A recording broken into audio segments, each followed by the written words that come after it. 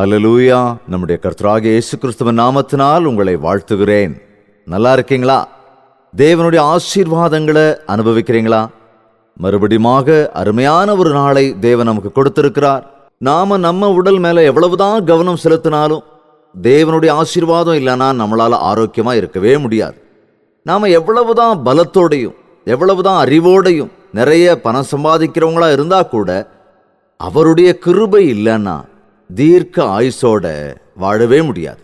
அதனால நமக்கு எவ்வளோ இருந்தாலும் ஏசப்பா நமக்கு வேணுங்கிறது, அவருடைய கிருபை கடாட்சம் நமக்கு ரொம்ப முக்கியமானது அப்படிங்கிறது எந்த நேரத்திலையும் நாம் மறந்துடவே கூடாது. அதுவும் ரொம்ப முக்கியம். சரி, இந்த வேளையில நாம் தேவனை துதித்து நம்முடைய தியானத்துக்குள்ளாக போகும்போது இன்று தேவன் என்னோடு என்ன பேசப் போகிறார் என்ற ஆசையோடு தேவ செய்தியை கேட்கலாமா?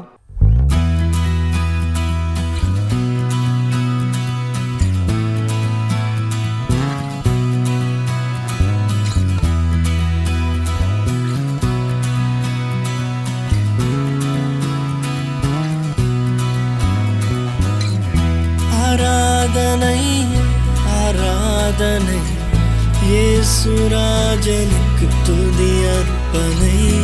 ஆராதனை ஆராதனை இயேசுராஜனுக்கு முன்னர்ப்பணை. ஆராதிப்பேன் உம்மையே இயேசு, ஆராதிப்பேன் உம்மையே, ஆராதிப்பேன் உம்மையே இயேசு, ஆராதிப்பேன் உம்மையே, ஆராதிப்பேன் உம்மையே இயேசு, ஆராதிப்பேன் உம்மையே, ஆராதிப்பேன் உம்மையே இயேசு, ஆராதிப்பேன் உம்மையே. ஆதியாகமம் 4வது அதிகாரம் 9வது வசனத்தை வாசிக்கிறேன், கேளுங்கள். கர்த்தர் காயீனை நோக்கி, உன் சகோதரனாகிய ஆபேல் எங்கே என்றார். அதற்கு அவன், நான் அறியேன், என் சகோதரனுக்கு நான் காவலாளியோ என்றான். உன் சகோதரனாகிய ஆபேல் எங்கே என்று ஆண்டவர் கேட்கிறார். அதற்கு, நான் அறியேன், என் சகோதரனுக்கு நான் காவலாளியோ என்று சொல்லுகிறான். கவனிங்க, இங்க 2 அண்ணன் தம்பிங்க இருக்காங்க. அப்போ இவங்க 2 பேர் மட்டும்தான் இருந்தாங்க. தேவனால் உண்டாக்கப்பட்ட ஆதி தாய் தகப்பனாகிய ஆதாம் ஏவாளுக்கு பிறந்த பிள்ளைகள் இவர்கள். முதல் மகனோட பேரு காயின், 2வது பையன் பேரு ஆபேல். இவங்க 2 பேரும் அண்ணன் தம்பியா இருக்காங்க. ஒரே தாய் தகப்பனுக்கு பிறந்த அண்ணன் தம்பிகள். இவங்க 2 பேரும் தேவனுக்கு காணிக்கை கொடுக்கிறவங்களா இருந்தாங்க. ஆண்டவர் காயீனையும் அவன் கொடுத்த காணிக்கையும் ஏற்றுக்கலன்னு ஆபேலுடைய காணிக்கையை தேவன் ஏற்றுக்கொண்டார் என்று வேதவசனத்துல பார்க்கிறோம். காயின் விவசாயம் பண்ணிக்கிட்டு இருந்தான். தான் விவசாயம் செஞ்சல கொஞ்சத்தை எடுத்து தேவனுக்கு காணிக்கையா கொடுக்கிறான். ஆனா ஆபேல் ஆட்டு மந்தையை மேய்க்கிறவனா இருந்தான். தன்னுடைய மந்தையில் இருந்த ஒரு ஆட்டை தேவனுக்கு பலி கொடுக்கிறான். அப்படி இருக்கும்போது காயினோட காணிக்கை ஏன் தேவன் ஏத்துக்கல? அவன் கொடுத்த காரியங்கள் சிலது வித்தியாசமா இருந்தாலும், வேற காரணங்கள் இருந்தாலும் கூட தேவன் ஒருவரை அங்கீகாரம் பண்றாருன்னா அதுக்கு முக்கிய காரணம் அவனுடைய இருதய நிலை. அதாவது நாம என்ன கொடுக்கிறோங்கிறத தேவன் பார்க்கறது இல்ல, எந்த மனசோட கொடுக்கிறோங்கிறத தான் அவர் பார்க்கிறார். உன் முதற் பலனை முழு இருதயத்தோடு தேவனுக்கு கொடுக்க பிரியமாயிரு அப்படின்னு தான் வேதம் சொல்லுது. இன்று அநேகர் தேவனுக்கு கொடுக்கிற விஷயத்துல அலட்சியமாயிருக்கிறார்கள். தேவனிடத்தில் விசுவாசத்தோடு இல்லாதவர்களாயிருக்கிறார்கள். நமக்கு கிடைச்சதெல்லாம் தேவன் மூலமா தான் கிடைச்சது என்ற எண்ணமே இல்லாம இருக்கிறாங்க. இதெல்லாம் என்னுடைய பலன், இதெல்லாம் நான் கஷ்டப்பட்டு சம்பாதிச்சது அப்படின்னு ஒரு பெருமையோடைய அநேகர் வாழ்ந்துகிட்டு இருக்காங்க. நான் நல்லா இருக்கேன்னா அது தேவனுடைய கிருபையால தான் அப்படின்னும் அறியாதவங்களா இருக்கிறாங்க. இந்த வானத்தையும் பூமியையும் தேவன் தான் அல்லவா படைத்தார். இது எல்லாத்தின் மேலுள்ள அதிகாரத்தையும் அவர்தான நமக்கு கொடுத்தாரு. ஆனால் மனிதன் தேவனுடைய படைப்புகளை அனுபவித்து தேவன் படைத்த எல்லாவற்றையும் அனுபவித்து விட்டு தேவனையே மறக்கின்ற நிலையில் இருக்கிறான். உண்மைதான், நாமும் சில நேரங்களில் சில தவறுகளை செஞ்சிருவோம். தேவனை அலட்சியப்படுத்தி நடப்போம். தேவனுடைய காரியங்களில் ஒரு ஞானம் இல்லாமல் இருப்போம். தேவன் மீது கோபப்படுறவங்களா இருப்போம். தேவனை திட்டுவோம், கோவிச்சுக்குவோம். இன்னும் சில நேரத்தில் தேவனை புரிந்து கொள்ளாமல், அவருடைய பிரியத்தை கூட அறிந்து கொள்ளாமல், நாம நினைச்சபடி நடக்கலன்னு, அல்லது நாம ஏதோ ஒரு காரணத்துக்காக அடுத்தவங்களை விட தாழ்வான நிலையில இருக்கோன்னு எத்தனையோ முறை நாம கலங்கி போயிருப்போம். கவனிங்க, ஒரு விஷயம் ஞாபகத்தில் வச்சுக்கணும். இந்த உலகத்துல தேவனுக்காக வாழணும்னு யாரெல்லாம் ஆசைப்படுறாங்களோ அவங்களத்தான் சாத்தான் தன் வலைக்குள்ள எடுக்கணும்னு ஆசைப்படுவான். சாத்தான் ஒரு மனிதனை ஒவ்வொரு நிலையிலும் கூட தன்னுடைய பக்கம் எடுக்கத்தான் முயற்சி செய்வான். தேவனுக்காக எந்த ஒரு வேலையையும் ஆரம்பிக்க விடாம நம்மளை தடுத்துக்கிட்டே இருப்பான். ஒரு சில நேரங்களில் சின்ன தவறுகள் நடக்கும்போது சாத்தான் நம்மளை உடனே குற்றவாளி ஆக்குவான். நான் முன்னாடியே சொன்னேன்ல, அந்த மாதிரி நீ வேலைக்காக மாட்ட, உன் முயற்சியெல்லாம் வீணாகத்தான் போகும் அப்படின்னு சொல்லியே அவன் பக்கம் எடுத்துருவான். தேவனுக்காக நாம் வாழ நினைக்கும் போது சாத்தான் நம்மளை தேவன் மீதே கோவப்படும்படியாக, தேவன் மீதே சந்தேகப்படும்படியாக நம்மளை தயார் பண்ணிடுவான். நமக்கு ஏதாவது சின்ன தடங்கள் வரும்போது நாம இனி பிழைக்க மாட்டோம், நல்லா இருக்க மாட்டோம் அப்படின்னே நம்மளை நினைக்க வச்சிருவான்.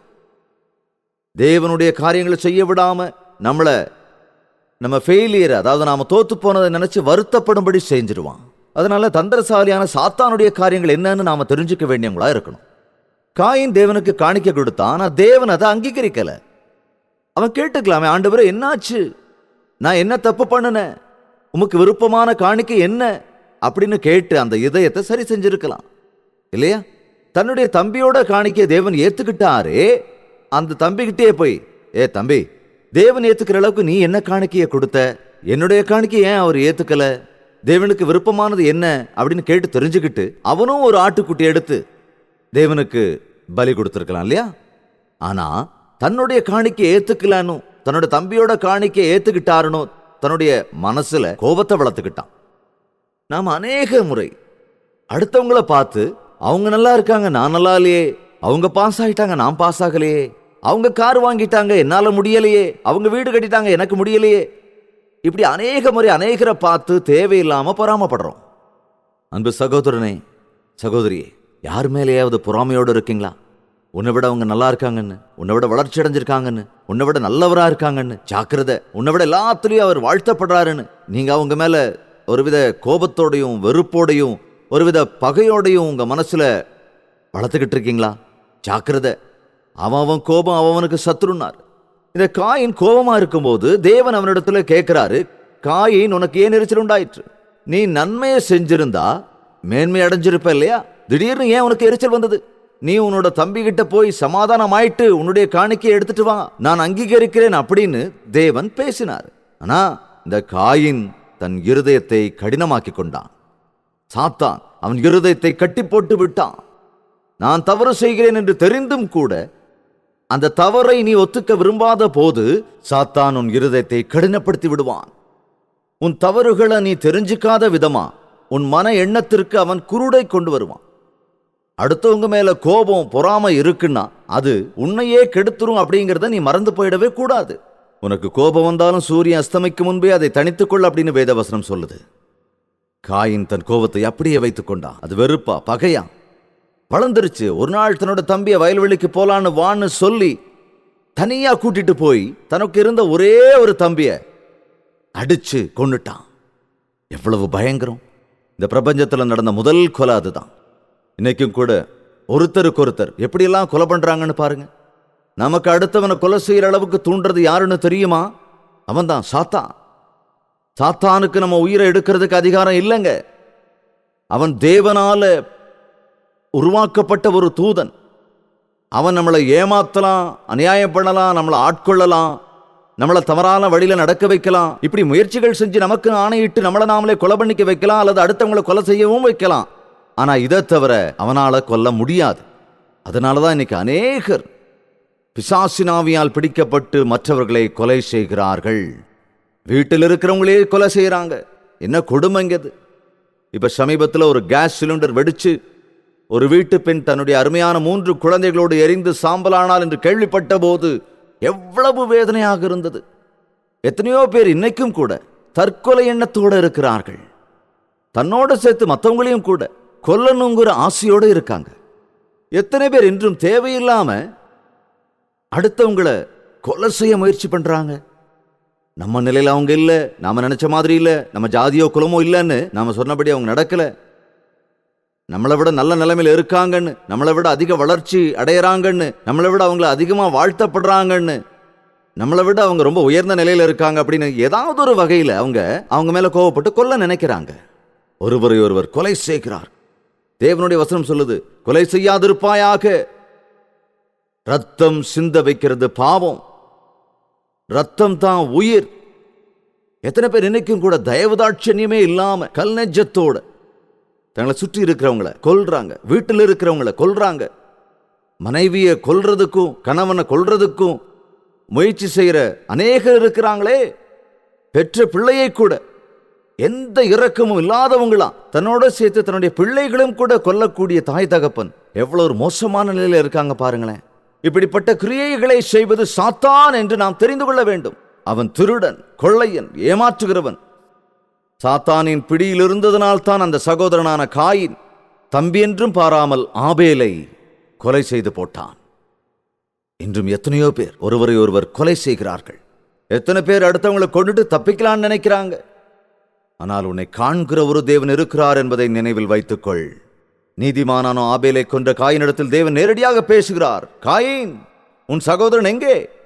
அதுக்கு அவன் சொல்றான், நான் அறியேன். என் சகோதரனுக்கு நான் என்ன காவலாளியோ? அவன் அடிச்சது அவன்தான், கொலை செஞ்சது அவன்தான். ஆனா எனக்கு தெரியாது, நான் என்ன காவலாளியா அப்படின்னு கேட்கிறான். எவ்வளவு மோசமான நிலை! இன்னைக்கு இப்படியான நிலை அநேகர் இருக்காங்களே. தவறு செய்வது தவறு, அந்த செய்த தவறு ஒத்துக்காம போறது அதை விட பெரிய தவறுன்னு சொல்லுவாங்க இல்லையா?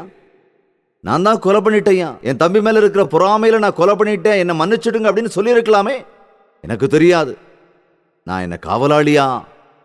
கவனிங்க, தேவன் நம்மளை ஒருத்தருக்கு ஒருத்தர் காவலாளியா தான் நியமிச்சிருக்கார். காவலாளினா ஏதோ போலீஸ்ன்னு நினைச்சுக்காதீங்க. இல்ல, ஒவ்வொரு கணவனும் தன் மனைவிக்கு காவலாளியா இருக்கணும். ஒவ்வொரு மனைவியும் தன் கணவனோட விஷயத்துல ஒரு காவலாளியா இருக்கணும். தாய் தகப்பன்மார் பிள்ளைகளுக்கு காவலாளிகளா இருக்கணும்.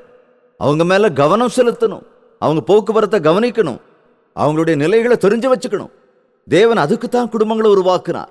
கவனிங்க, தேவன் இந்த உலகத்துல மனிதனுக்குத்தான் குடும்பங்களை கொடுத்திருக்கிறார். ஒருத்தங்க மேல ஒருத்தர் பொறுப்புள்ளவங்களா இருக்கணும்னு தேவன் விருப்பப்படுறார். மனிதன் எல்லாரும் ஒருவன் மீது ஒருவன் பொறுப்புள்ளவனா இருக்கணும். எனக்கு ஏன் இதெல்லாம்? எனக்கு தெரியாது, நான் தெரிஞ்சுக்கல, என்ன கேட்காத, எனக்கு யாரும் சொல்லல, இந்த மாதிரி வார்த்தைகளை நாம தினந்தோறும் கேட்டுட்டு இருக்கோம் இல்லைங்களா? ஈவன் ஒரு குடும்பத்தில் இருக்கிற கணவன் மனைவி கூட பேசிக்கிட்டு இருக்கும் போதே எனக்கு தெரியாது, அது என் வேலை இல்லை, என்னால முடியாது, நான் செய்ய மாட்டேன் அப்படி சொல்றவங்கள நாம பார்த்துருக்கோம் இல்லையா? கவனிங்க, நாம ஒருத்தருக்கு ஒருத்தர் வாழணும்னு தேவன் நம்மளை படைச்சிருக்காரு. அதே போல தேவனோடு சேர்ந்து வாழணும்னு அவர் ஆசைப்படுறாரு. தேவனுடைய ஆசீர்வாதத்தால தான் நாம் இந்த பூமியில சந்தோஷமா, சமாதானமா, ஆனந்தமா வாழ்ந்துகிட்டு இருக்கோம். இந்த உலகத்தை விட்டு போகும்போது தேவனுடைய ராஜ்யத்தின் வாரிசா இருப்போம். அதனால இந்த உலகத்துல நீ உன் இஷ்டப்படி வாழ்ந்து ஒருத்தருக்கு ஒருத்தர் துரோகம் பண்ணிக்கிட்டு, ஒருத்தருக்கு ஒருத்தர் கெடுதல் பண்ணிக்கிட்டு, ஒருத்தருக்கு ஒருத்தர் வேதனை உண்டாக்குறவங்களா இருந்தா ஜாக்கிரதை. தேவனுடைய தீர்ப்பு நாள் ஒன்று உண்டு. நீ கொன்று போட்ட ஆபேலின் ரத்தம் பூமியிலிருந்து கூப்பிடுகிறது என்று சொன்னார். ஆமா, நீ செய்த பாவமே உன்னை பிடித்துக் கொள்ளும். நீங்கள் செய்த பாவம் உங்களை தொடர்ந்து பிடிக்கும்னு தேவனுடைய வாக்கியம் சொல்லுது. சிலருடைய பாவங்கள் நியாய தீர்ப்புக்கு முன்பு வரும், வேறு சிலருடைய பாவங்கள் பின்தொடரும் அப்படின்னு தேவனுடைய வசனத்துல சொல்லப்பட்டிருக்கு. உன்னுடைய பாவங்கள் நியாய தீர்ப்பு நாள் வரைக்கும் உன்னை தயார்படுத்திக்கிட்டு இருக்கு. தவறுகள் செய்து தப்பிக்கலான்னு நினைக்கிறீங்களா? முடியாது. தேவனுடைய சிம்மாசனத்திற்கு முன்னால நின்றே ஆக வேண்டும். அன்பு சகோதர சகோதரிகளே, இந்த உலகத்தில் நீ வாழ்ந்ததை குறித்து தேவனிடத்துல கணக்கு கொடுத்தாக்கணும். நீ எப்படிப்பட்ட மனசோடு இருக்கிறங்கிறத ஒரு தடவை நினைச்சு பாரு. அடுத்தவங்க மேல கோவப்படுறதும், அடுத்தவங்க மேல பொறாமப்படுறதும், இந்த மாதிரி இந்த உலகத்துல நாம வாழ்ந்துகிட்டு இருக்கும் போது நடக்கிறது சாதாரணம். ஆனா உன்னோட மனசை நீ சரியா வச்சிருக்கிறியா? உனக்கு யார் மேலேயாவது கோபம் இருந்தா அவங்கள உன்னால மன்னிக்க முடியுதா? நீ யார் மேல வெறுப்போடு இருக்கிறியோ அவங்கள உன்னால நேசிக்க முடியுதா? உன்னால முடியலனா ஏசப்பாவனுடைய காரியங்களை கொஞ்சம் பாரு. அவரை சித்திரவதை செஞ்சு, அவரை கேவலப்படுத்தி, அவரை அவமானப்படுத்தி, அவரை அடிச்சு சிலுவையில ஏத்துனவங்களை கூட இயேசு கிறிஸ்து என்ன சொன்னார் தெரியுமா? பிதாவே, இவர்களை மன்னியும், இவர்கள் செய்கிறது என்னதென்று அறியாமல் செய்கிறார்கள் என்று அவர்களுக்காக மன்றாடினார். இந்த நாளிலே உனக்கு விரோதமாக உங்களுக்கு தப்பு செய்கிறவங்களையும் உங்களுக்கு கெடுதல் செய்கிறவங்களையும் நீ மன்னிக்க பழகிக்க. இனி நீயும் கூட அடுத்தவங்களை மன்னிக்க கத்துக்கணும். அடுத்தவங்க மேல உனக்கு கோபம் இருந்தாலும் பகை இருந்தாலும் விரோதம் இருந்தாலும் அதை உணர்ந்து நீ விட்டுவிடு. அப்பத்தான் நீ ஆனந்தமா இருக்க முடியும், சந்தோஷமா வாழ முடியும். கோபத்தை பொறாமைய எல்லாத்தையும் விட்டுவிடு. அதுதான் தேவனுக்கு பிரியம். காயின் கோபத்துக்கு ஆட்பட்டான், தேசத்தை விட்டு தூரம் போனான். அன்பு சகோதர சகோதரிகளே, கோபம் என்ன பாவமா? அது வெறும் கோபம் தானே அப்படின்னு அலட்சியமா இருக்காதீங்க. உங்களுக்கு யார் மேலேயாவது கோபம் இருந்தா அவங்க கிட்ட போய் மன்னிப்பு கேட்டுடுங்க. அவங்க உங்களுக்கு விரோதமா ஏதோ செஞ்சிட்டாங்கன்னு அபிப்பிராயம் உங்களுக்குள்ள இருந்தா அவங்கள மன்னிச்சிடுங்க. கிறிஸ்துவின் அன்பை உன் மனசுக்குள்ள நீ நிறைச்சிக்கணும். அப்பதான் நீ சமாதானமா இருக்க முடியும். உனக்கு கெடுதல் செஞ்சவங்களையும் உன்னால நேசிக்க முடியும். அதனால உன் இருதயத்தை குற்றப்படுத்தக்கூடிய பாவங்கள் ஏதாவது இருந்தா, யார் மேலேயாவது உனக்கு கோபமோ கெட்ட எண்ணமோ இருந்தா, அதை அப்படியே உன் இருதயத்துக்குள்ள வச்சுக்கிட்டு அதை இன்னும் கோபமா விரோதமா கொலைபாதகமா மாறுறதுக்கு முன்னாடியே உன் மனசை மாத்திக்கிட்டு ஆண்டவர்கிட்ட போ, உன் வாழ்க்கையை ஒப்புக்கொடு. அப்ப நீ பரிசுத்தவானாவ, ஆசீர்வதிக்கப்படுவ. ஜெபிக்கலாம். பரிசுத்தமும் அன்பும் நிறைந்த தகப்பனே, இந்த நிகழ்ச்சியை பார்த்து கொண்டிருக்கிற ஒவ்வொருவரையும் கண்ணெடுத்து பாருங்க ராஜா. இந்த உலகத்துல நாங்க வாழ்ந்துகிட்டு இருக்கும் போது அடுத்தவங்க நல்லா இருக்காங்களேன்னு, என்னை விட அடுத்தவங்க நல்லா படிக்கிறாங்களேன்னு, என்னை விட அடுத்தவங்க ஆசீர்வாதமா இருக்காங்களேன்னு, அடுத்தவங்க என்னை விட பணக்காரங்களா இருக்காங்களேன்னு அவங்க மேல பொறாமை என்னுடைய இருதயத்தில் வராதபடிக்கு எங்க தவறுகளை நாங்க உணர்ந்து, எங்க நிலைமையை நாங்க உணர்ந்து, எங்க தவறுகளை நாங்க ஒத்துக்கிட்டு பாவ மன்னிப்பு கேட்க எங்களுக்கு உதவி செய்யுங்க. எங்க இருதயத்துல கெட்ட எண்ணங்களை கொண்டு வர பிசாசுக்கு நாங்க இடம் கொடுக்காதபடி கிருபை செய்யுங்க. கிறிஸ்து இயேசுவுக்குள்ள இருக்கிற மனசை எங்களுக்கு கொடுத்து அந்த கல்வாரி அன்பை எங்கள் இருதயத்தில் நிரப்பும்படியாக, உங்கள் பாதப்படியில நாங்கள் இருக்கும்படியாக எங்கள் அந்தகாரத்தை உடைய பரிசுத்த இரத்தத்தினால் கழுவ வேண்டுமாய் ஜெபிக்கிறேன். பிறர் மேல் இருக்கும் கோபம் விரோதம் வைராக்கியத்தை எடுத்தெறிந்து விட்டு அன்போடும் பாசத்தோடும் நேசத்தோடும் இருக்கிற மனசை எங்களுக்கு கொடுங்கப்பா. யார் யார் பிறர் மேலுள்ள கோபத்தால தங்களுக்கு தாங்களே கெடுதல் செஞ்சுக்கிறாங்களோ, சாத்தானுக்கு அடிமையாகி கெட்ட காரியங்களுக்கு இடம் கொடுக்கிறாங்களோ, அப்படிப்பட்டவங்களை நசரேயனாகிய இயேசு கிறிஸ்துவின் நாமத்தினா விடுதலை செய்யுங்க. பரிசுத்தரே, உம்முடைய அற்புத காரியங்களை நடத்துங்க. உம்முடைய அன்பினால் எங்கள் இருதயத்தை நிரப்புங்க ராஜா. இறுதி நாட்களிலே எங்க பார்த்தாலும் கோபம் விரோதம் பழிவாங்கும் எண்ணங்கள் மனிதருக்குள் தோன்றி ஒருவரை ஒருவர் கெடுதல் செய்து கொண்டிருக்கிறார்களே, யாரை விடுங்கலாமோ என்று கர்ஜிக்கிற சிங்கம் போல் காத்துக் கொண்டிருக்கிற சாத்தானை மனிதர்களிடமிருந்து விலக்கி போடுங்க ராஜா. ஒவ்வொரு மனிதரும் கெட்டுப்போய் ஒருவருக்கொருவர் கெடுதல் செய்யும்படியாக சாத்தான் அவர்களை அடிமையாக்கி உம்முடைய அன்பையும் பிரியத்தையும் விட்டு பிரிந்தவர்களாக, உம் இரத்தத்தால் கிரயத்திற்கு வாங்கப்பட்டவர்கள் மீண்டும் பாவமண்ணி படைந்து உம்மை சார்ந்து கொள்ளும்படியா நீர் கிருபை செய்யுங்கப்பா. உமக்கு விரோதமாய் செய்த பாவங்களை மன்னிங்க ராஜா. மனிதர்களுக்கு விரோதமாய் செய்கிற பாவங்களையும் மன்னிங்கப்பா. எங்கள் இருதயத்திலே உண்மையை நிரந்தரமாய் ஏற்றுக்கொண்டு இந்த உலகத்தில் உமது சாட்சியாய் வாழும்படி ஒவ்வொருவருக்கும் நீர் உதவி செய்ய வேண்டும். கிறிஸ்துவின் நாமத்தினால் கேட்கிறோம் தகப்பனே, ஆமென்.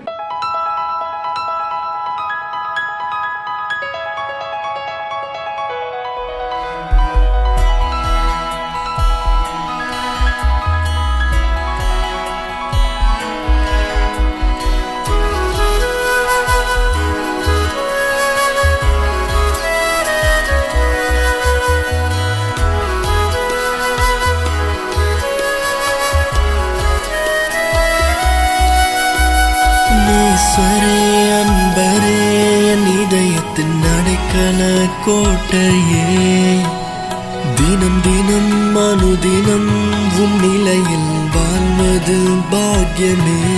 நன்றியோடு பாடிடுவேன் என்னாலுமே துதித்திடுவேன். நேசரே, அன்பரே, என் இதயத்தின் அடைக்கல கோட்டையே, தினம் தினம் அனுதினம் உன் நிழலில் வாழ்வது பாக்கியமே. நன்றியோடு பாடிடுவேன் என்னாலுமே துதித்திடுவேன்.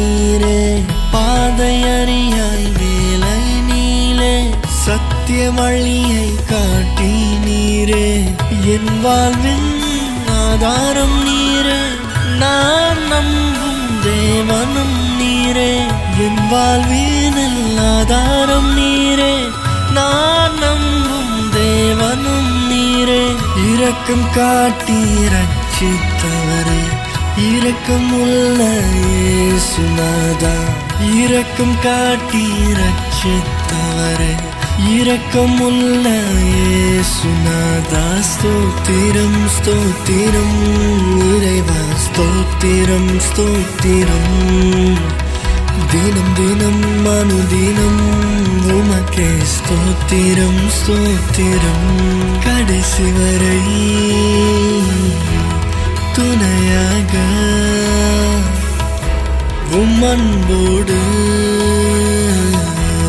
நடத்திடுமே ஸ்தோத்திரம் ஸ்தோத்திரம் இறைவா ஸ்தோத்திரம் ஸ்தோத்திரம் தினம் தினம் அனுதினம் உமக்கே ஸ்தோத்திரம் ஸ்தோத்திரம் கடைசி வரை துணையாக அன்போடு நடத்திடுமே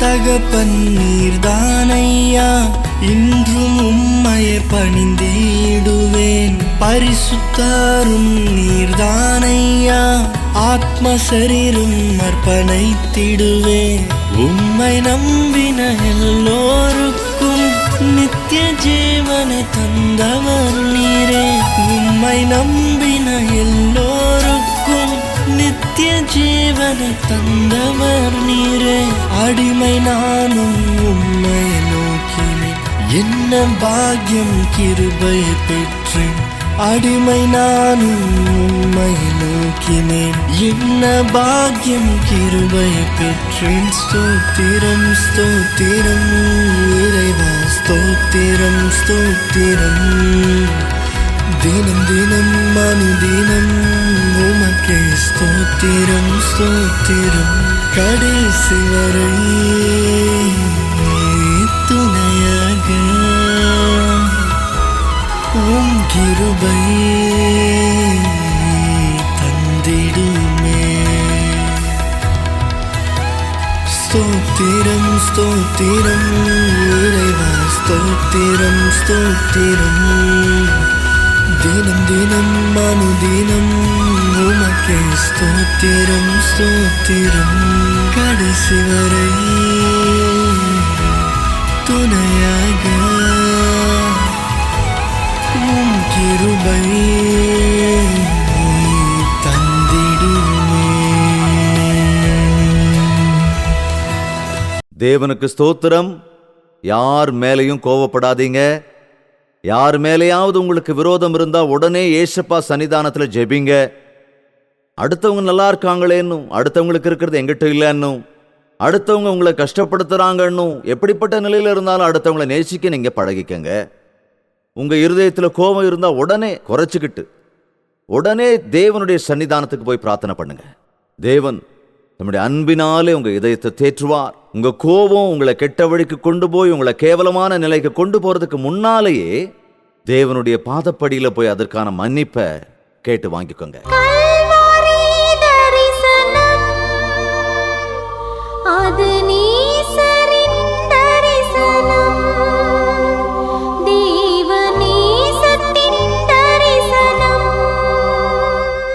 ரொம்ப பாரத்தோடு நடக்கிற இந்த ஊழியத்தில் பங்கெடுக்கணும்னு விருப்பப்பட்டீங்கன்னா தேவன் உங்கள் இருதயத்தில் ஏவனா உங்கள் காணிக்கைகள் ஆன்லைன் மூலமாவோ டிடி மூலமாவோ எம்ஓ மூலமாவோ அனுப்பலாம். நாங்கள் அதை உண்மையான உத்தமமான ஊழியத்துக்கு பயன்படுத்துகிறோம். பல மடங்கு அதுக்கான பிரதிபலனை தேவன் உங்களுக்கு கொடுக்கணும்னு நாங்கள் வேண்டிக்கிறோம்.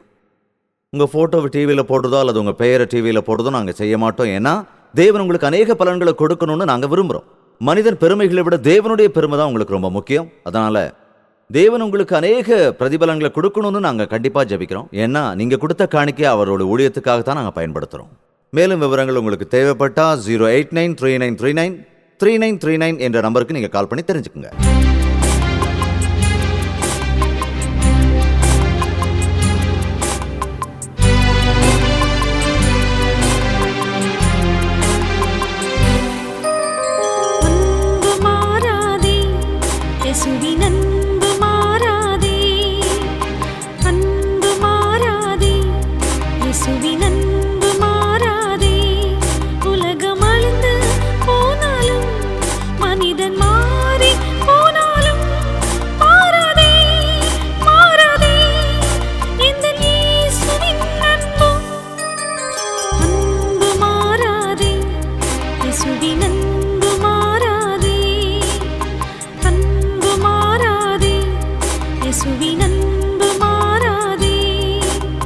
கோபத்தை மறந்து நீங்க தூங்கலாம் அப்படின்னு முயற்சி பண்றீங்களா? தூக்கம் வராம உங்களை நீங்களே திட்டிக்கிட்டு வேதனைப்படுத்திக்கிட்டு இருக்கீங்களா? நீங்க தூங்க போறதுக்கு முன்னால யார் மேலேயாவது உங்களுக்கு கோபமோ விரோதமோ பொறாமையோ இருந்தா, ஒரு விதமான வெறுப்பு உங்களுக்கு இருந்தா கூட அதை நீங்க மறந்துட்டு தேவனுடைய சன்னிதானத்துல, ஆண்டவரே என் இருதயத்தை தெளிவுபடுத்துங்க அப்படின்னு அவர் சன்னிதானத்துல ஜெபிச்சீங்கன்னா தேவன் உங்க இருதயத்தை சுத்தப்படுத்துவார். நீங்க நிம்மதியா நல்லா தூங்க முடியும். இந்த நாட்களில் ஒருத்தர்கிட்ட போய் நாம் மன்னிப்பு கேட்கணும். முந்தி மாதிரி நாம் இப்போ பைக் எடுத்துக்கிட்டோ கார் எடுத்துக்கிட்டோ போய் அவங்க வீட்டு கதவை தட்ட வேண்டிய அவசியம் இப்போ இல்லையே. இப்போதான் கையில் செல்ஃபோன் இருக்கே, ஒரே ஒரு ஃபோன் பண்ணி அவங்கக்கிட்ட நீங்கள் சமாதானம் ஆயிடலாம். அப்போ நீங்கள் நிம்மதியாக தூங்கலாம். அவங்க மன்னிக்க மாட்டாங்களோ, அவங்க கோவப்பட்டுடுவாங்களோ அப்படின்னு நீங்கள் பயப்படாதீங்க. உங்களை பொறுத்த வரைக்கும் உங்கள் இருதயத்தை சரி பண்ணிக்கோங்க. ஒருவேளை அவமானமோ நிந்தையா வந்தாலும் அதுக்காக தாங்கிக்கோங்க. தேவ கோபாக்கினைக்கு ஆளாகிறத விட அவருடைய சிம்மாசனத்திற்கு முன்னால நிக்கிறத விட ஒரு சின்ன விஷயத்துல ரொம்ப சாதாரணமானது தான். அதனால அதுக்கெல்லாம் அப்பப்போ நீங்க தேவனிடத்துல உங்க மன்னிப்பை கேட்டுடுங்க. உங்களுக்காக நாங்களும் பிரார்த்தனை பண்ணணும்னு நீங்க விருப்பப்பட்டா இப்பவே ஒரு ஃபோன் பண்ணி சொல்லுங்க, அல்லது கடிதம் எழுதுங்க, அல்லது இமெயில் SMS மூலமா எங்களுக்கு தெரியப்படுத்துங்க. ஆண்டவர் சமூகத்துல உங்களுக்காக நாங்க ஜெபிக்க எப்போதும் தயாரா இருக்கோம். நீங்களும் முழங்கால் படிட்டு பிரார்த்தனை பண்ண பழக்கத்தை ஏற்படுத்திக்கங்க. தேவன் கண்டிப்பா உங்களுக்கு பதில் கொடுப்பார். தேவனுக்கு சித்தமால மறுபடியும் சந்திக்கலாம். அது வரைக்கும் தேவனுடைய மகா கிருபை உங்களுக்கு துணையா இருப்பதாக. உங்கள் தேவைகள் எல்லாவற்றையும் நீங்கள் எழுத வேண்டிய முகவரி ஜெயபால் ஃபவுண்டேஷன்ஸ், இலக்கம் 29, new colony road, Velachery, Chennai 6,42,00,000.